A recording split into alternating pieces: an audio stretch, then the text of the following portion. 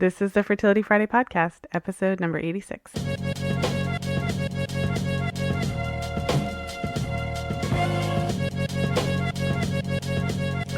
Welcome to the 85th episode of the Fertility Friday podcast. Thank you for joining me today. I'm Lisa from FertilityFriday.com, and this is your source for information about the fertility awareness method and all things fertility. I started this podcast because I believe that every woman has the right to know exactly how her body and her fertility works. I'm here to connect you with the tools and information you need to improve your menstrual cycle health and fertility, and I feel so privileged to be able to share my passion for body literacy and fertility awareness with you every single week. Fertility awareness is so much more than just birth control or trying to get pregnant because it truly gives you a window into your own health and fertility, and I love sharing my expertise with my clients and helping them to understand their charts and connect with their cycles. If you've recently discovered fertility awareness but you're not feeling confident about using it for birth control just yet, or if you've been charting for a while and you're having trouble making sense of what's happening in your cycle, I can help. Get started today with a free 15-minute consultation with me by heading over to fertilityfriday.com/coaching or just click the Work With Me button on my website. And I would also like to invite you to sign up for the Fertility Friday newsletter. Head over to fertilityfriday.com/ebook, and as a gift to you, you'll receive a free copy of my new ebook where I reveal what to expect when coming off of hormonal contraceptives, and I share 5 steps to restoring healthy menstrual cycles post-pill. And in today's show, I'm very excited to welcome my guest, Dr. Lara Briden, back to the show. You may already know Lara as the author of the Period Repair Manual, which we'll talk about a lot more today, and also her first appearance on the podcast, which was back in episode number 7. Lara was one of my very first guests, and I'm really excited to have her back on the show. In our first interview together, we delved into what the pill is really doing to your hormones, and it's been one of my most popular episodes to date. So if you haven't had a chance to listen to it yet, I would definitely suggest to go and take a listen. And for those of you who don't know her, Dr. Briden is a naturopathic doctor with over 20 years of experience in women's health. She specializes in the area of hormone health, and she's the founder of LaraBriden.com, where she educates the masses on maintaining healthy hormones. And in today's show, I'm really excited to delve into hypothalamic amenorrhea with her because that's a topic that I've had so many different requests to cover on the show. So without further ado, welcome to the show, Lara. Hi, Lisa. Thank you so much for having me. Well, thank you so much for coming back on the show. I just wanted to congratulate you on the success of your book. I know when we recorded our episode, you were kind of just in the process of releasing it and launching it, and it's been like a year and a half. And yeah. So I'd love for you to introduce yourself to the listeners and maybe talk a little bit about what motivated you to write your book. Yeah. Okay. Good question. So my book is called Period Repair Manual, and it's basically a compilation of everything that I've found in my 20 years of practice to work for periods. I tried to, focus in on the diet changes and the nutritional supplements and herbal medicines that give the best results amongst my own patients. Okay. Yeah, I feel as I was reading through the book, it's very detailed, specific, action-oriented. I feel like it really gives the reader what they need to know, like to really drill down. And I love the last part where you gave the specific questions to ask your doctor. Yeah. There's probably a lot of angry doctors because of you. I don't think it's funny. That's a good way to say it. But I actually hoped that it wouldn't make doctors angry, but it would more just bring women and doctors onto the same page so they could have a conversation about what they're trying to accomplish. It was my little section on doctor speak. Yes. How to say the kinds of things that your doctor can respond to. Yes, no, absolutely. And it's tongue in cheek, really. Yeah. I'm sure that, the thing is, it absolutely would help to open that conversation. But I think doctors can find it frustrating because they're the doctor. They know everything. Yeah, I've had it. So it's one of my favorite Amazon reviews that I receive. And I'll just say to your listeners, I read every review I receive. So, and not just for the praise, but actually just for the feedback, to hear which parts of it, what the book meant to them. One of my favorite reviews was someone that said, I've had a couple of people that I gave a copy to my doctor. I can just imagine that might be a time when a doctor is less than thrilled when a patient walks in and plunks down a whole book. It's like, wow. Please read. That's a good idea. Maybe I should give one to my doctor. I know it wouldn't go very well, but that's a story for another day. Bless his heart, my doctor. Oh my goodness. Um, so I'd love to get into the topic of the day. So, like I had mentioned, I have had a lot of listeners ask about hypothalamic amenorrhea, which is a super big mouthful. So maybe we could start with what the heck is it? Yeah, defining that because it does sound like a big fancy word when really, as I say in my book, it's kind of a diagnosis of exclusion, which means that other things have been ruled out. So there can be, to start with, there could be lots of reasons that you're not getting periods. It could be, for example, a common one, a problem with your thyroid. It could be menopause. It could be that you're pregnant. So the doctor needs to work through, it could be a side effect of a medication you're taking. So the doctor needs to work through all those different possibilities. And that's in my How to Speak to Your Doctor section. And then, it might be something called polycystic ovarian syndrome, which is quite somewhat similar to hypothalamic amenorrhea. But at the end of the day, after all those other things have been ruled out, then that's the diagnosis that's left. And it's really means that your hypothalamus, which is the hormone command center in your brain, has decided that it's not a good time to make a baby. I mean, and this applies even for women that don't want to make a baby. Ultimately, that's what a healthy period is about, the ovulation. So it's about your body deciding it's healthy enough, well enough to reproduce, and then ovulating and then having a period. So if you're not, for example, a common thing, if you're not eating enough or you're under stress or you've got another illness of some kind, then your hypothalamus makes kind of a smart decision, which is this is not a good time. It's so interesting that this kind of theme has come up again. As I had briefly mentioned to you, I just recorded an interview with Dr. Dan Kalish, which would have then been released 2 weeks ago.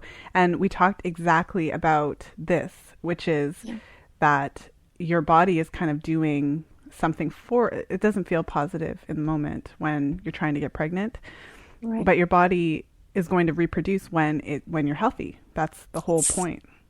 Exactly. Your hypothalamus hasn't just decided to be mean. It's trying to help you, preserve your general health. And obviously, making a baby is a big deal for the body and requires enough food and enough nutrients and the right safe environment. And so it's waiting until that happens. And that's not to say, I don't want to make this sound like people who are suffering hypothalamic amenorrhea are necessarily doing something wrong. It's a lot of complex signals that are going to the hypothalamus. So we just, with my own patients, I just try to untangle that all and figure out what aspect of what you're doing, what's happening in your body, even if it's not something you're doing consciously or, is of concern to your hypothalamus.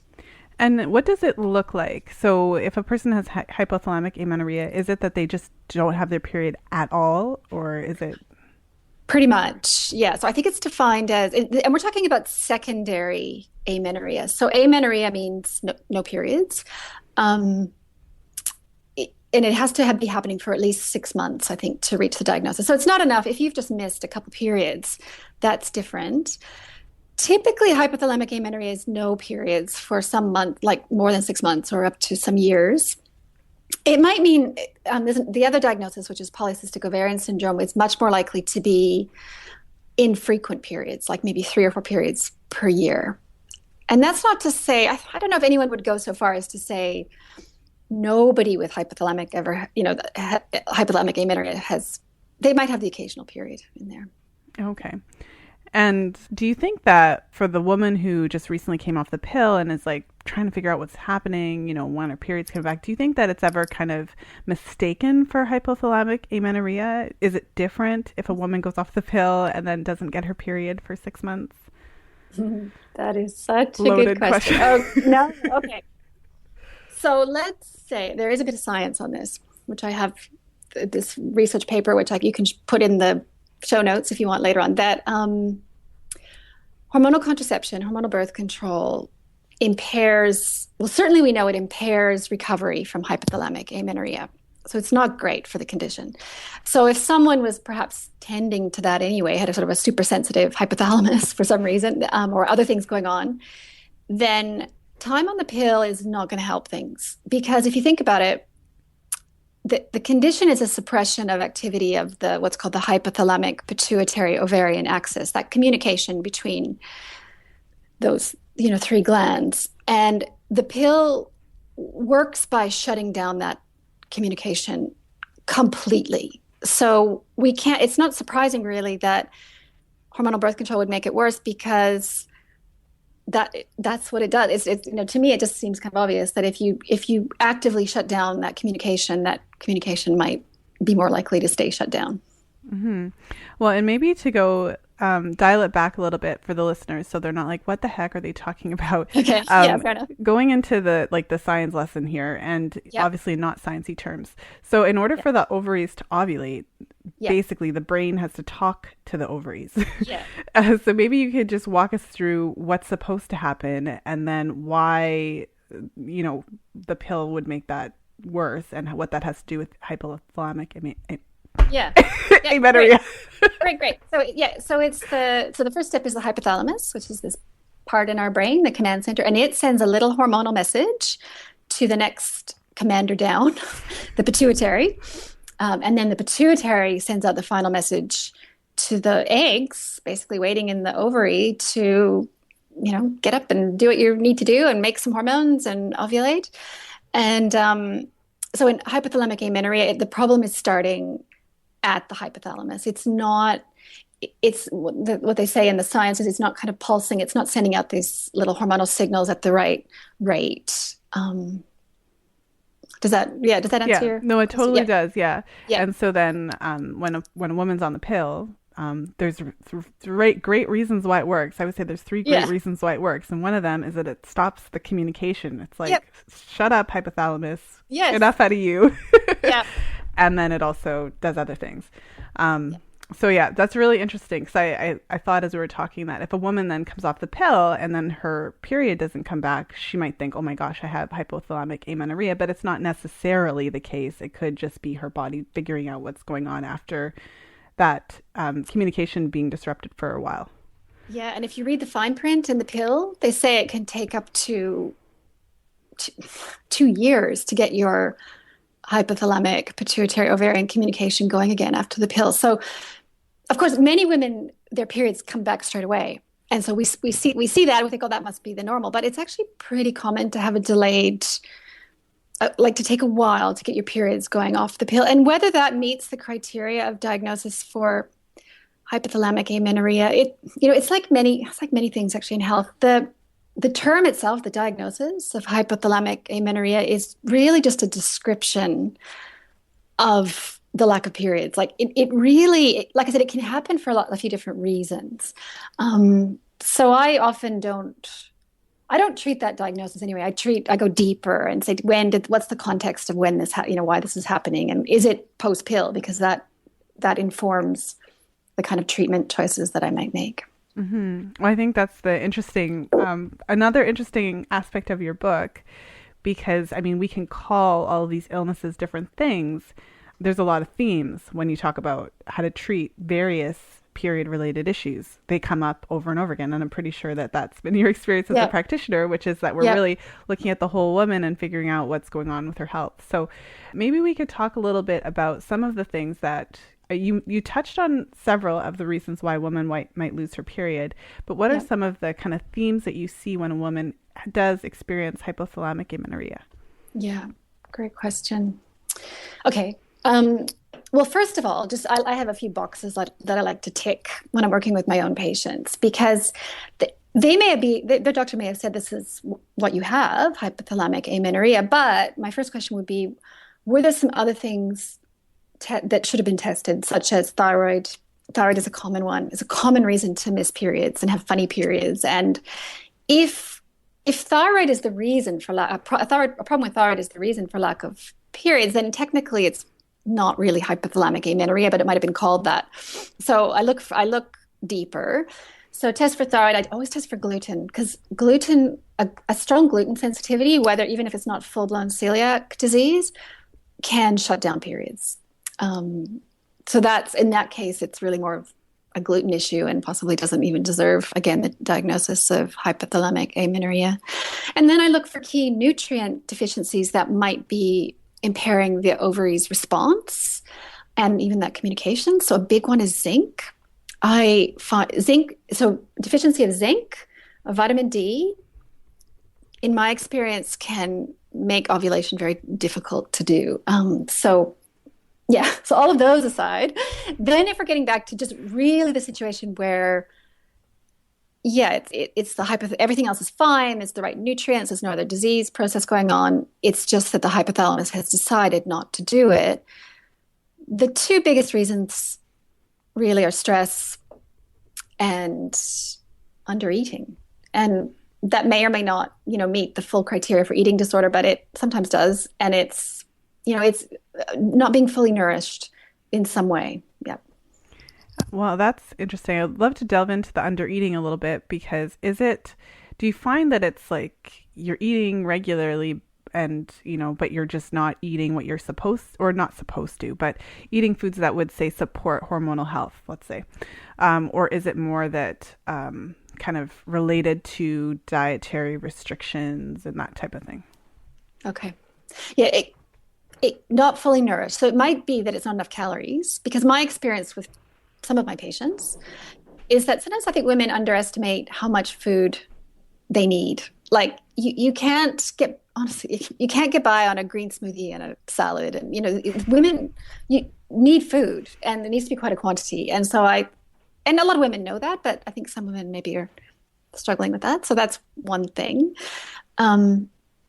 Yeah, it could be also missing macronutrients. So not getting enough protein, fat, or in some cases, not getting enough starch.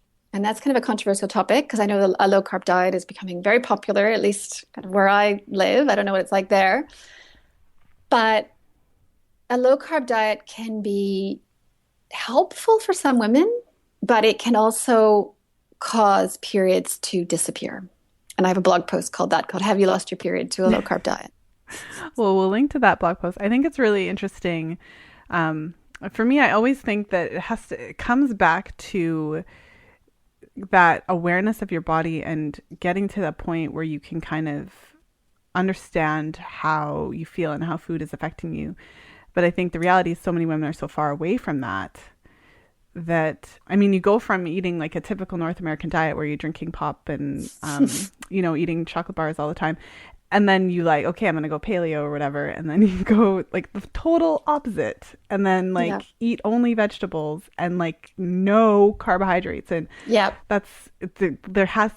I know that I can't function without some sort of carbohydrate. And I don't even mean unhealthy ones, but even if I eat, say, protein and fat, I eat a breakfast with sardines and avocado, if I go hardcore one morning or whatever, I need an orange. I need sugar. So maybe, I don't know, maybe you could deepen into that a little bit. Why we actually need carbohydrates to some degree. Yeah. Okay. So that's a question for a scientist to do, which hasn't been, I'll just say, which I'm inviting anyone out there because no one has looked at this. Basically no one's, as far as I can tell, asked the question, why do women need more starch than men in general? And we need it for reproduction, which is AKA have a period, even if you don't want to reproduce. This is the thing. I'm trying to not, I think we need to, it's not about actually whether you make a baby or not. It's about having a body that is capable of making a baby and therefore making hormones. And so that women, I don't know the mechanism for why women need more starch than men in general, but it's very true. And I've talked to lots of other doctors and clinicians who find the same thing. And I've treated hundreds of women who have recently lost their periods to a low carb diet. And it doesn't have to be sugar, but you give back a bit of potato or rice with the meals and they feel a lot better and they sleep better and they stop losing their hair and they get their periods back. Yeah, that's a whole other topic. I feel like but I really get curious about that. And I would just, love to hear, because I feel okay, let me try to spit it out. I feel like as women, when we're looking for information about our health, we end up, the majority of health information is sometimes put out by men. I mean, I think that's probably a fair statement. So then we try to fit ourselves into the same box. You listen to some dude talk about how he lost all this weight and what his crazy diet is and how little, carbs he eats, but that doesn't necessarily apply. I feel like there's a lot of information out there that doesn't necessarily apply to a woman who wants to have a baby. I think you're right. And I'll just say, I first read a book about the paleo diet in 1997. So, and I have a background in evolutionary biology. And so to me, it always made sense. It's like, yeah, it kind of makes sense that we should be eating kind of more what our ancestors did. But the modern popularized parts of it, at least, some of the more visible parts of it, paleo movement over the last few years, to me, just even as a woman, not necessarily as a doctor, but just looking at that, my feeling was, oh, that's by men for men. That doesn't apply to me. That's for those guys.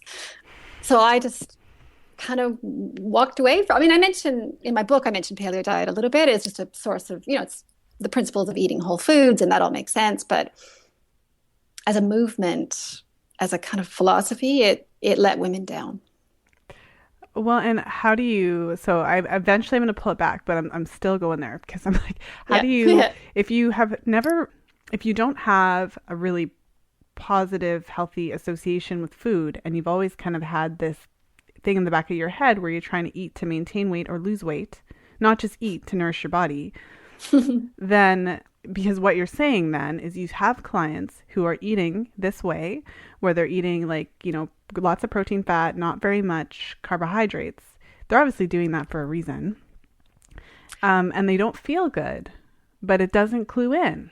So there's so much disconnection that even though you don't feel good, and then you add in the carbs and you feel better. That's a whole what do you do with that? You're not a psychologist. How do you handle this? It's complex. Okay, here's a simple, just because I'm on the ground, with patients day to day, trying to help them, connect with what it feels to be nourished and what they need. And so one of the questions I find myself asking it, not like I said I'm going to ask every patient this question, but I certainly find myself asking it a lot, is, do you feel like you're getting enough to eat? Generally, like yesterday, say, for example, did you feel satisfied with your food? And I like the question because it also sends the message that you deserve to have enough to eat. This is our goal. Mm-hmm. That's a good way to start the conversation, and to really take a moment, get out of your head and stop and actually think about that. So I think that's a really great way. Okay, so under eating, back to the whole topic at hand, which is hypothalamic amenorrhea. An important tangent, I think. One of the other things that you mentioned as well is stress. And I feel like that theme keeps coming up as well. So maybe you could talk a little bit about the relationship that you see between stress and losing your period. Mm-hmm. Very direct relationship. It comes back to the hypothalamus again. It's receiving, so it's communicating not just with your ovaries, but with your stress glands and with your thyroid. It's communicating with all the big players in your hormonal system, and it's getting all that information back and integrating that in. So when it receives signals from the stress glands, from the adrenal glands, and it's like, wow, there is a lot of stress right now. I'm going to dial down ovarian function. I think it's almost as simple as that. I mean, of course, there's other sort of mechanisms involved, but it's pretty simple. And then when you're working with clients, so I'm your client, I'm in there, we've talked and we've identified that I have XYZ stressors, like big stressors, work stressors, maybe, not getting enough sleep, and I don't know, have an addiction to sugar. So then how does that conversation go? Because I feel like stress is something that it isn't easy. It's much easier to go and fill your, vitamin D supplement. I try to bring it back to self-care, to make time, because there's no one magic herb or vitamin pill that can solve the problem. Some things can help, which we can talk about those later if you want, but ultimately it's about having more downtime. It's kind of, boring, but it's so I would say, especially for young moms, this is where I see it a lot, especially with women with young children and careers and everything else that's happening. A lot of the women I work with anyway, put everything else ahead of themselves. It's like they basically come last. They're the back of just back of the queue. So I might prescribe something like this. This is actually a common thing I'd say to someone is, okay, I'd like you to invite you to schedule 2 hours per week to do kind of nothing. Like it has to be just really unstructured time. Like it's not exercise, it's not shopping, it's not even maybe time with a friend, or it could be maybe time, but it's not time with your kids. Although of course I know you want to spend time with your kids, so that's a different time with your kids is in a different time. This is time where you're just gonna flake out somewhere on a park bench and read a book, or even just do something as unrefined as walking around and trying on clothes and like just something and bring it all down and just be in your own body for a couple hours a week. That brought up a bunch of different thoughts in my head. And one of them is like, how sad is that that you go to your doctor and they have to prescribe for you to like chill the heck out? But it's so true. Yeah. I used to do yoga before I had the children. And meaning that I had more time to do yoga, or I just made it more of a priority, I guess. Yeah. And I remember thinking, how ridiculous is it that I'm literally going to a class so that I can listen to an instructor tell me to breathe? Because that's what it is. I mean, it's harder than that. I'm not going to, I love yoga, so I'm not dissing yoga because I really, really love it. But I'm just, but yeah, like it occurred to me. But then I would answer myself being like, well, because you need to. Because you're not breathing on your own, are you?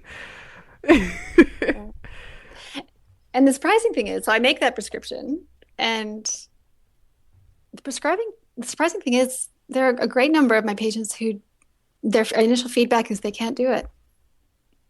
They don't have time. Like they actually can't, or don't, they feel like they can't do it. So that's in itself, I think, a sign. That's, a message from your life back to yourself, that's something's got to change. And even if that means, I might even say things like, oh, can you please then cut back on work hours or hire someone to help you with like there has to be something has to give. Like there has to be some way that you could, carve out that little bit of space. Yeah, that's a tough one. That's why I asked that question in terms of, how do you manage that? Because even myself, like I am no perfect person, and my naturopath has prescribed me to go to sleep before 11 o'clock. Yeah. Like my naturopath is literally prescribing me sleep. So I am in this boat with everyone else. Yes, me too. I'll just say I'm not perfect either. My goodness, yep. Yeah, like literally, she's like, you need to go to sleep. And I was like, oh my goodness, but it's so hard. So I totally get it. But like, I feel like that's the hardest hurdle because it's so hard to appreciate how big of an impact that stress can have. Because it's tangible, but it's kind of intangible. And if you're like, say, a 25-year-old woman, 35-year-old woman, 40-year-old woman, you've been living this way for a long time. So it's not easy to just go and take 2 hours to sit on a park bench and read a book, which would be lovely. It really would be.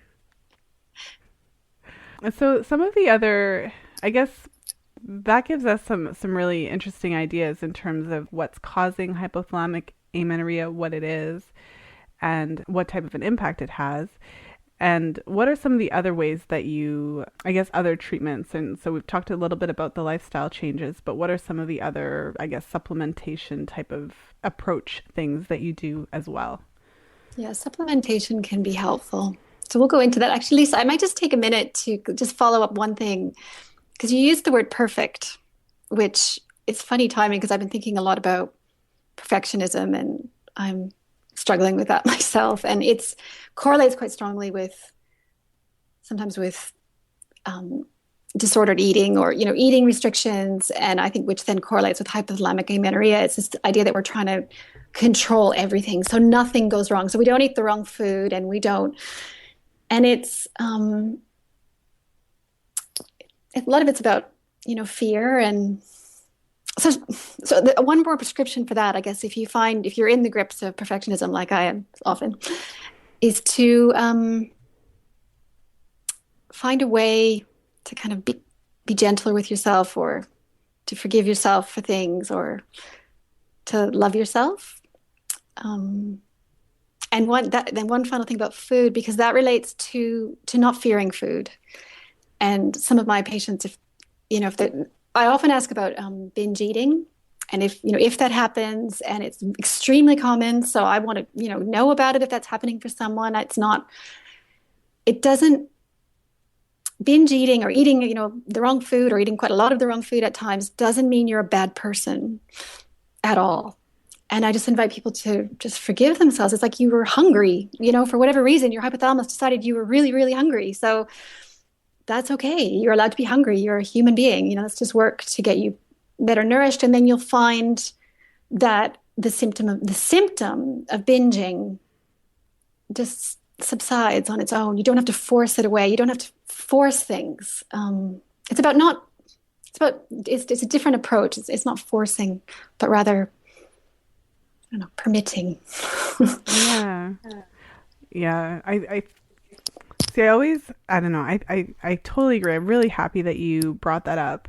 I see it sometimes in a little bit of a different way. So when I'm working with clients and, we're learning about charting cycles and going through charts, there's often this kind of theme again with wanting the chart to look perfect. Because in the books, all the fertility awareness books, you see this like perfect 28-day chart, and you have your period, that's 5 days, and you have your dry days, and then you have your cervical days, and everything is just so. But when you have an actual human being who has a variety of challenges, which is usually, why they're seeking out for support, because it's not just so straightforward. You don't need to have a perfect chart to get pregnant. Absolutely not. You don't need to eat a perfect diet to get pregnant. No, absolutely not.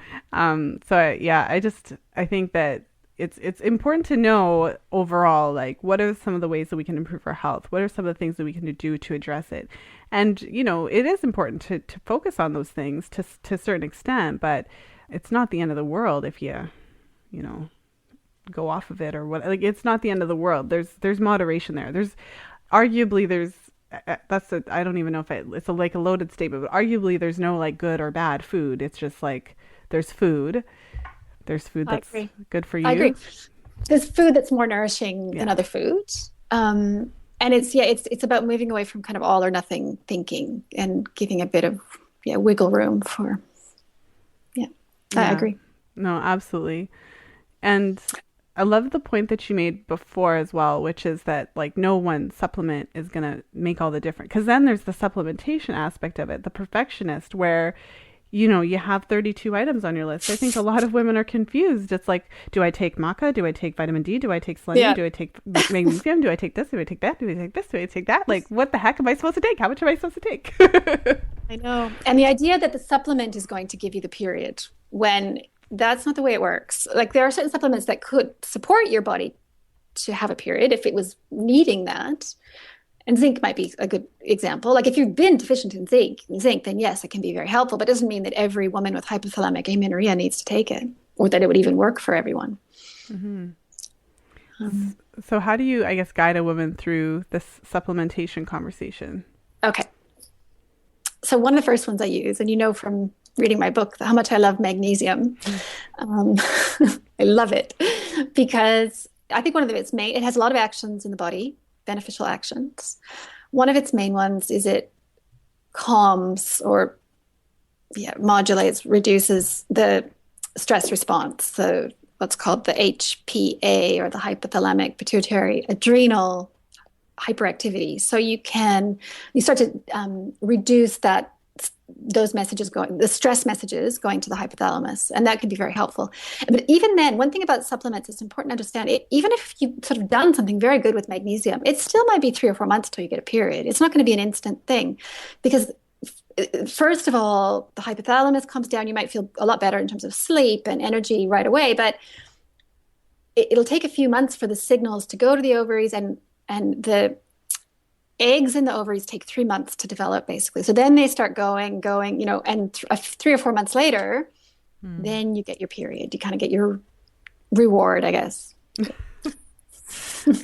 Yeah, that's a big challenge. That's it. Because even like a listener of the podcast, you listen to the podcast, you hear it. You're like, okay, it'll take 3 months. Yeah. Like, even when we talk about the pill, coming off the pill, but then when you're actually in that situation and you're waiting for the period and you're waiting for the ovulation and you're taking your temperature every day and nothing's happening, it's so frustrating. How do you support clients who are in that stage where they're just frustrated by the fact that it does take a while?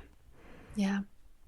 I'm curious, as a fertility awareness instructor, and you're sort of, with my patient, I'm curious about your feedback about this. When I've got someone who isn't ovulating or hasn't been ovulating for months and there's no immediate signs that anything's really happening, I ask them to not take their temperatures. I wait until they've seen some cervical mucus or, get what seems like a first real period and then do it. Because, yeah, it can be very distressing almost to be taking it then you just get this chatter, like the chart is just a bunch of chatter, like Yeah, it scattered. doesn't make sense. Yeah. No, it's like, and then like they're trying to look for a pattern there. It's like there's no pattern.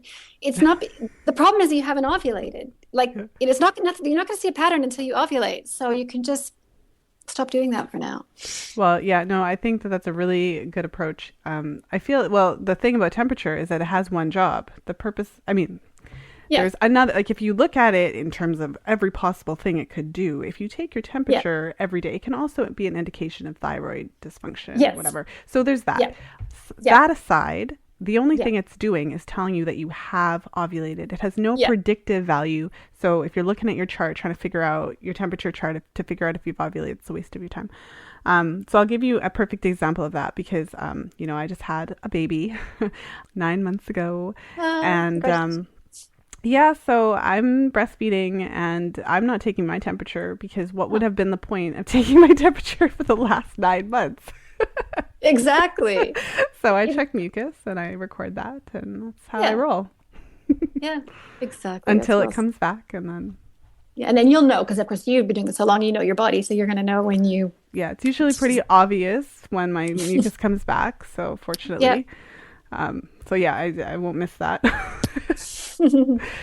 But yeah, so so magnesium is one of the supplements Yes. that really makes a difference, but Yeah. takes a little bit of time, obviously, to see A- the results.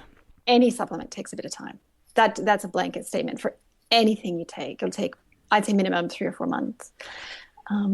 Which is different, right? Because we're thinking, oh, it's kind of like the alternative to the pill, which gives you a bleed, which is not a real period, gives you a pill bleed kind of on demand when you get to that part in the packet. It's like, well, it's not the same thing at all. You're not doing the same thing at all. It's a very different process.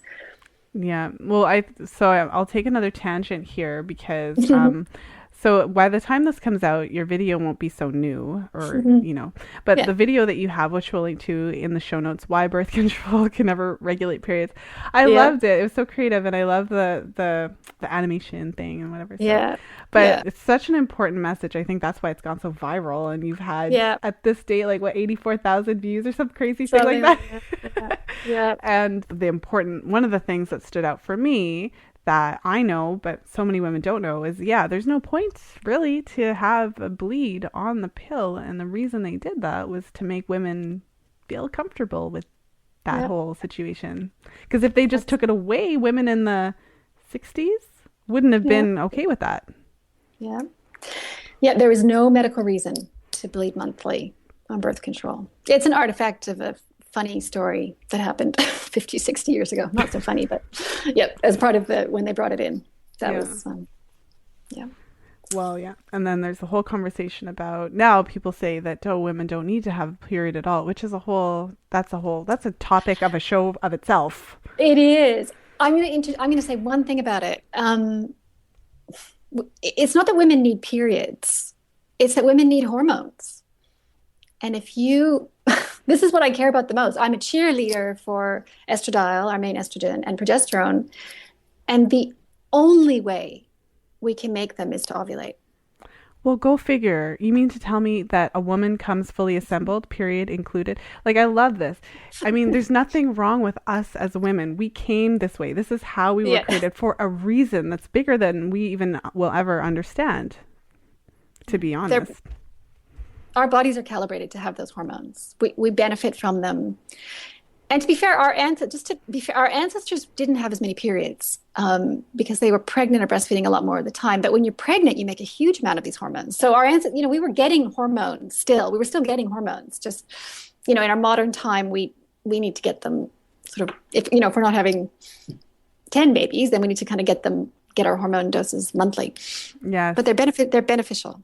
Yeah. Yes, exactly. And I'll just bring up, if any of the listeners did not have an opportunity to listen to the podcast episode that I did with Dr. Jerry Lynn Pryor, I'm just going to look up the number to really get why it's important for us to ovulate. Yeah. Because periods are a result of ovulation, and why it's important then to have that balance of progesterone and estrogen. That's episode number 55. Definitely have a listen, because her work is amazing and it really shows us why it's not just about fertility. Absolutely. Yeah. Oh, Lisa, I love Dr. Pryor's work. In fact, I don't know how I missed listening to that myself. So I'm going to find it. I'm going to, right, as soon as I hang up with you, I'm going to listen to that episode. Yes, episode number 50. Oh, she's amazing. Okay. Yes. Okay. Right. So one of the supplements that I did want to ask you about, I think a lot of women have questions about Vitex, because we've all heard about Vitex and how it impacts our hormone levels. So what can you tell us about Vitex? It's a good herb. I like it. I do prescribe it a lot. I do. It works. It works. It has a couple of mechanisms, but one of the things it does is, I guess you could phrase it, it protects the hypothalamus from stress hormones. It kind of helps to convince the hypothalamus that everything's okay, and to speak to the ovaries again. And that downstream, that'll look like it can reduce a hormone called prolactin, which can be elevated during stress as well. And so it can definitely help to promote ovulation. That's not to say that every woman needs it or every woman would benefit from it, because my experience is that some women, if they're tending at all to kind of a polycystic ovarian syndrome picture, which is a bit of a different, then I have found Vitex to be sometimes not be the right choice. It's quite a strong medicine. And so, yeah, it's also called chase tree or chaseberry. It's made from the fruit, the berry of a tree. And it's quite good. And again, it'll take a few months to work. It's not like you take it and the first month you're going to necessarily have a period. If that happens, that's coincidence. I get a lot of comments on my blog saying, I took Vitex and a week later I got my period. I don't think so. But if you got your period a week later, it means you ovulated 2 weeks ago. Exactly. Yeah, exactly. Exactly. Chances are, I should say. Yeah, chances are. Well, that's interesting. I think it's important to know as well that nothing is necessarily going to work for everyone. Nothing is a magic bullet, and you have to consistently take some of these, all of these supplements, really, for several months before you see the results, the fruits of your labor, I guess you could say. Bad analogy, bad.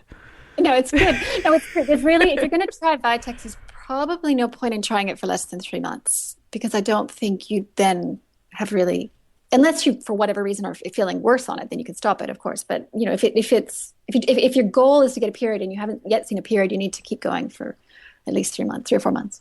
And then when it comes to Vitex, how long can a woman take it? And then if she gets pregnant, should she stop taking it, or how does that work? I say yes. That's controversial. Certainly, I know some herbalists give it during pregnancy. I don't, because I don't know if we have all the safety data on that. So I say stop it when pregnant, but it's safe when you're trying. And I think I usually don't like women to okay, my concern is based on there's not a lot of research to say one way or the other, but I think after many months or like a year of taking it, I think potentially there's a chance that its effect will attenuate, as in the way what it's doing at the hypothalamus and pituitary will kind of lessen. It's like, that stops working after a while. So I have women not take it every day. I always take a break during the month and not take it just continuously. I might say if they really like it, a lot of women use it for PMS. So if it's really helping them, then I might say, okay, that's great, but maybe just take 1 month off and then you can go back on and use it for that reason. Mm-hmm. Yeah, I think that's it just speaks to that kind of blind leading the blind. Like it's important to work with somebody who knows what they're doing, because as much as you can get information online, from the podcast, from websites, from blogs, from basically anywhere, books, the book is and the information out there is geared to women as general information, not necessarily geared to you. And so that's something that I think, especially in this kind of world of fertility awareness, there's so much information out there about it. but a lot of women end up feeling confused because you're not getting the information tailored to you, Yeah. based on your hormone levels, based on your situation, based on your diagnosis, quote unquote, or whatever the case is for you. So I think that that's really important because I get so many questions about supplementation and what I should be taking. Yeah. And I'm taking these 5 things, and Yeah. I feel like it's really overwhelming and confusing to Yeah. women what they should be taking, how much, for how long. I agree. And actually, one other thing I'll say about herbal medicines in particular, and Vitex in particular, is unfortunately, there are, I think, quite a few products on the market that are not delivering possibly an active dose of the herb. So there are definitely people out there who say, oh, I've tried it, it did nothing. That might actually be because it wasn't a good product. And to be fair, I get a lot of my readers saying, which brand do I recommend? I haven't. They're brands I use with my own patients in Australia, but in terms of a comprehensive review of which brands are good and which aren't, I haven't yet done that. Mm-hmm. I guess that's if you're getting asked for it, then if you want to take Yeah, that on. maybe somehow look into that. Yeah. And so just as we're kind of coming to close to, there's a few questions I want to ask. So as I was reading through the book, there was obviously a few themes, as I talked about, that were coming up. And there were a couple different sections where you kind of talked about alcohol and how it would impact this, or it would impact that, or whatever. And so generally when you're working with women who are, having hormonal dysregulation, how does alcohol impact our hormones? It increases estrogen. That's one of its big effects. And it does that via the intestinal bacteria. It affects the bacteria so that they potentially kind of they interfere with the detoxification of estrogen and push a lot of active estrogen back into the body. And that's why it's linked with the breast cancer risk, I think. That's why potentially it contributes to certain kinds of PMS, premenstrual symptoms. Yeah. So I even as I would go, even year by year, I'm just realizing it's sort of slowly settling on me, dawning on me. Women really shouldn't be drinking very much at all, if any. But I drink occasionally, but yeah, Yeah. Well, I remember years ago learning about that connection, and I'm sure there's so much more to it. Like, I really want to do a show kind of just on alcohol. So I'll have to look into that and how it impacts, because obviously the liver is playing a key role in detoxifying estrogens from your body. Absolutely. Yep. And another theme in your book was the xenoestrogen issue, or the environmental toxins that we're exposed to. So alcohol, your body considers alcohol poison, right? It is a poison. Yeah, absolutely. Yeah. So when you drink it, the body kind of shuts down all the other detoxification that it's doing. Right. Yeah, it impairs detoxification of things generally. So potentially then you're being exposed for longer to some of the phthalates and plastic estrogens that we're exposed to. Yeah, I think you're right. I think there's a multifactorial effect of alcohol. Yeah, so I'll have to look into that more. My understanding has always been like, you drink alcohol and your body's like, wait a minute, stop everything. We need to get rid of the alcohol. So then alcohol takes precedence, and your liver is just never stop. It's 24 hours a day just working for you. Our livers, we should all take a moment to put our hand on our abdomens. Thank our livers. Thank you, liver. Thank you, liver. Thank you. So we don't even know what the heck it's doing. But when you drink alcohol, whatever it was doing, it's not doing anymore, because now it's rushing to get that alcohol out of our bodies so we don't die. Because that's what would happen if the alcohol didn't leave our bodies, right? If it never left you, that would be. Yeah. So yes, ode to liver. Thank you. Well, is there anything else based on our discussion today that stood out to you that you wanted to kind of share with our listeners? No, I think I don't know if we had a chance to say this one in my podcast last year with you, or a couple of years ago, was this just kind of sums up our conversation about how our period is an expression of our health. Our fertility basically is an expression of our health. And so in that way, I view our periods as our monthly report cards, and it's a good thing. So, and if you're getting bad marks on your report card, you can change that. Doesn't mean you're a bad person. It just means something needs to change. I love that. I love that. I'll just throw in there, a healthy body is a fertile body. I think that's a hard thing to say for women who are struggling with infertility, though, because then it makes them feel like there's something that they're doing wrong, which is not. Absolutely. Okay. Yeah, no, go ahead. Well, I just want to point out to your listeners, I'm sure hopefully you've had someone talking about male infertility, because it's close to 50% of the problem is men. And this is actually a big issue. And it's not just naturopaths saying this. Everyone, like these women are queuing, getting treatment, sitting in the doctor's rooms, getting tests, going to fertility treatments. And the whole time it's the man is the problem. And so I experienced that in my own practice, and it really upsets me, actually. I'm just getting to the point where we have got to, as a society, look at this a bit more closely. And not to blame men, but it's just like it might definitely, if you don't know why you're not becoming pregnant, it might actually be not you at all. Well, yeah, and then the women are also like taking the Vitex and eating the healthy and doing the thing and the exercising and the yoga and the meditation, and he needs to be doing some of that too. I mean, I did an interview with Katie Singer, and she talked about the electromagnetic radiation. I swear it took me like 3 weeks to recover from that episode, because I was like a lunatic in my house, shutting off the Wi-Fi, like going crazy, because I'm back to normal now. Seriously though, but yeah. So if you're partnered and you have a male partner, and he has the cell phone by his gonads, and he's got the laptop on top of his lap all the time, and stuff, and he drinks beer all the time, and maybe never eats anything green, then we're gonna have to deal with that too. It's true. And you know what? Just two more things about that. It's not enough for the doctor to have said sperm is fine. You can have a semen analysis. They have pretty low bar for, they don't have to, like, for what is fine. It's like, oh yeah, there's millions there, so I'm sure there's one good one. This is their thinking. There's probably in all those millions, there's going to be one good one. It's enough. But this is what women are told, or couples are told. But sperm quality matters a lot, and sperm quality is the quality of the DNA. It's affected by a man's nutritional status. It's affected by whether he smokes or not. It's affected by microbiome, which is the intestinal the bacteria. So there's a microbiome of the seminal fluid. So there's a microbiome around sperm, and that affects their quality as well. So if he's got digestive problems or food sensitivities, that's affecting male fertility. Yeah.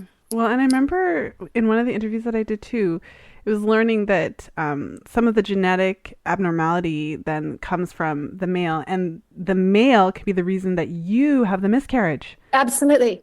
100%. That research is out there, and it's very clear. And I don't know any woman who has a miscarriage who thinks it was him. Like, it's not about please don't take me the wrong way. I'm not saying it was him, blame him. No, but I'm saying like there's a factor. It's two people that come together. Like, we do the heavy lifting, but I mean, 50% of I did the heavy lifting. My kids came out looking exactly like my husband. Like, just to point out, like, it's really a significant contribution. Like, we can't keep blaming ourselves and taking all of that on. And it's not about blaming anybody. Anyway, it's just about, because I will say again, it's not like any of us are perfect. None of us can put our hand up and say, I'm, perfectly healthy. I do everything right. It's not about that. It's just about trying to do a bit of detective work and think about what realistic changes could we make without, beating ourselves up and taking 20 different supplements. I agree. Perfection is annoying. We could just go with like improved from last week. Yeah. That's good enough. A little bit improved. Better than last week. All right. Well, a few final questions to tie up the show. What would you say is the biggest myth about fertility that you would like to see corrected? Oh, well, I think it has to be what I just said, that it's a woman's issue. All right. What advice, if any, would you give to a couple who's struggling to conceive? Advice. I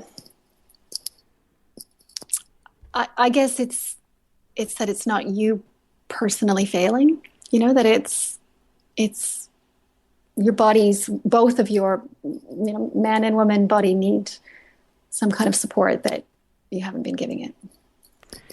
Well, and a question that I just thought of on the fly, based on something that you said earlier about why we should care about our periods, even if we're not trying to have a baby. Yes. So maybe you could just speak to that. Why should a woman care about the health of her hormones and her periods if she never wants to have a baby? Exactly. This goes back to Dr. Pryor's podcast, I'm sure, which I'm going to listen to. The reason we should care, the reason it matters, the reason ovulation matters is because that's how we make estradiol and progesterone. That's the only way we make those hormones. And we need them for brain health, for mood, for metabolism, for thyroid, for bone health, for libido, for that's just, for gut health. It's for immune health. Those hormones are essential. And if we shut it all down with hormonal birth control, we don't have any of that. Yes, I love that. And final question of the day. I probably asked you this last time, so Yeah. you probably have, well, who knows? But for a woman who's currently on the pill and doesn't want to get pregnant now, but she's thinking about it within the next couple of years, what advice, if any, would you give to her? In terms of alternative contraception, is that what yeah? Whatever. However you take the question. My patients come off the pill usually. I ask them. I strongly suggest that they come off, barring there may be obviously some circumstances where I feel like maybe if they've got severe endometriosis or something like that, then I'm cautious and wouldn't just.